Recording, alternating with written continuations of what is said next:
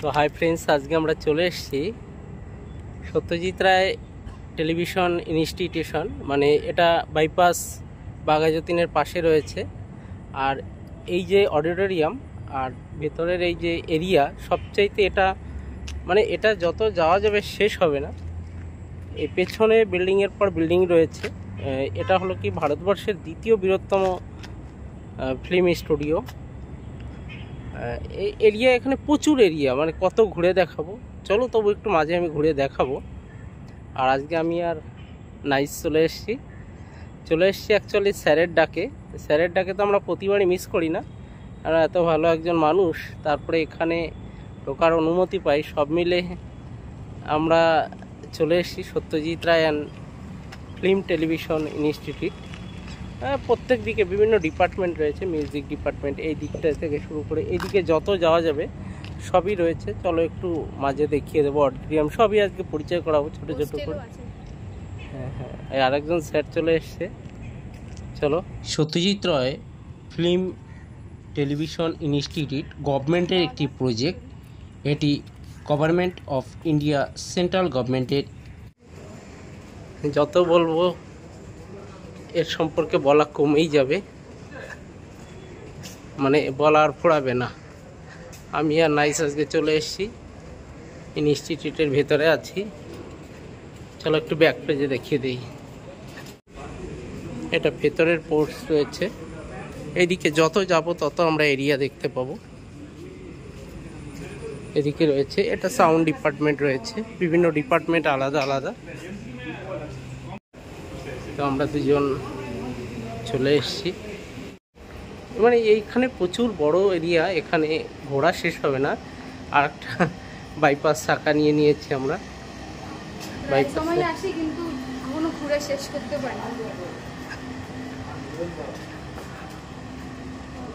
এখানে এই স্টুডিওতে মোটামুটি আমাদের বলিউডের সবাই পা রেখেছে।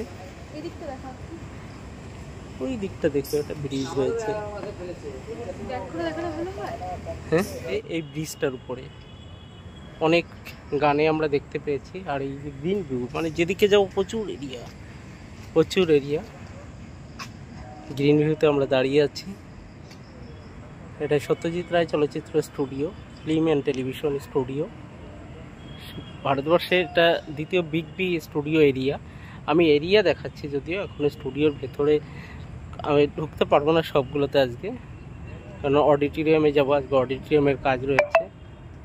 গাছগুলো দেখো কত সুন্দর, গ্রিন ভিউ। এটা মিউজিয়াম রয়েছে, সত্যজিৎ রায় চলচ্চিত্র মিউজিয়াম। ভেতরে অনেক কিছু রয়েছে।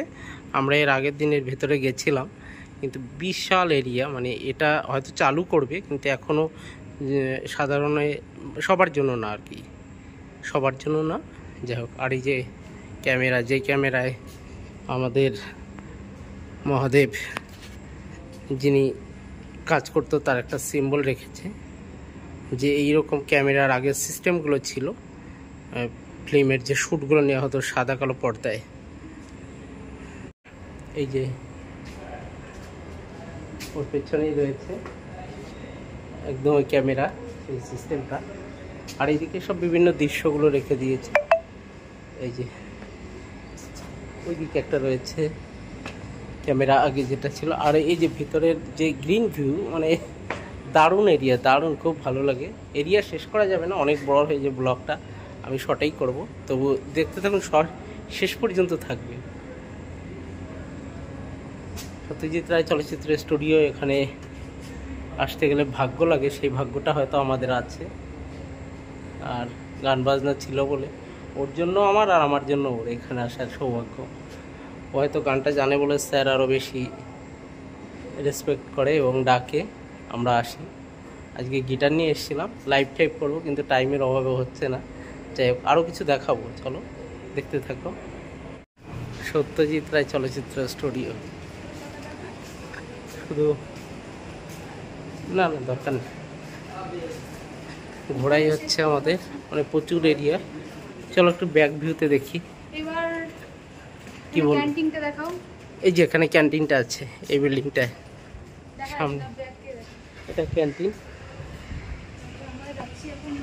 চলো ক্যান্টিনটা একটু হালকা করে দেখিয়ে দেবো। এটা ক্যান্টিন এরিয়া, সবাই আছে।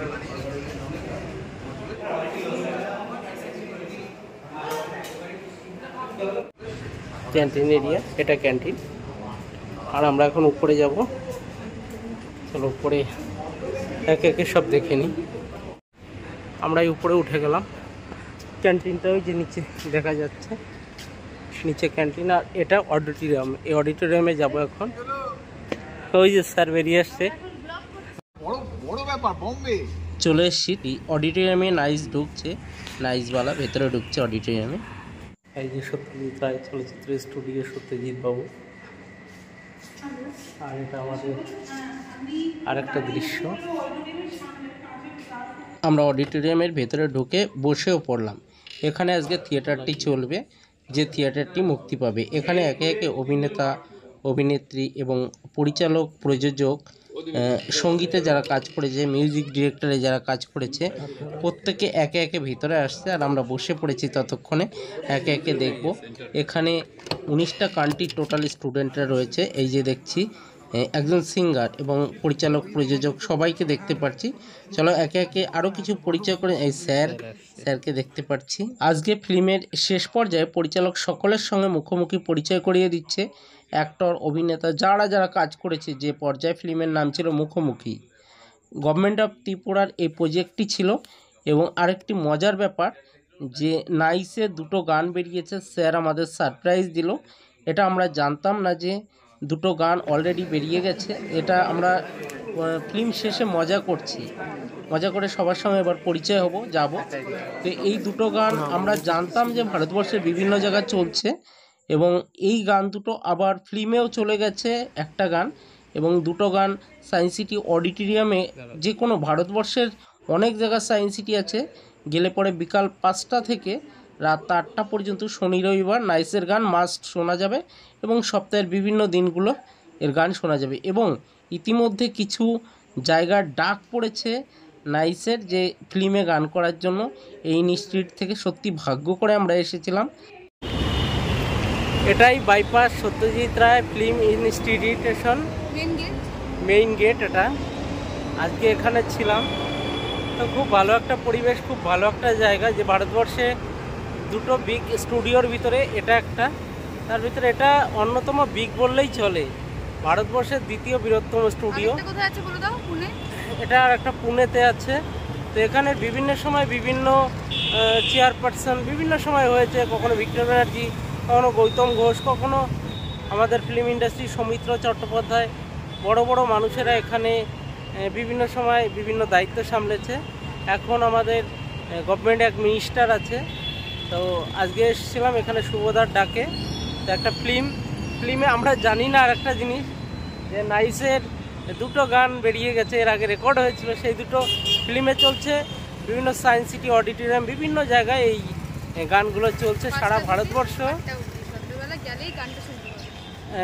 সায়েন্স সিটিতে মোটামুটি 5টা থেকে 8টা পর্যন্ত এই গানটা কম বেশি চলে।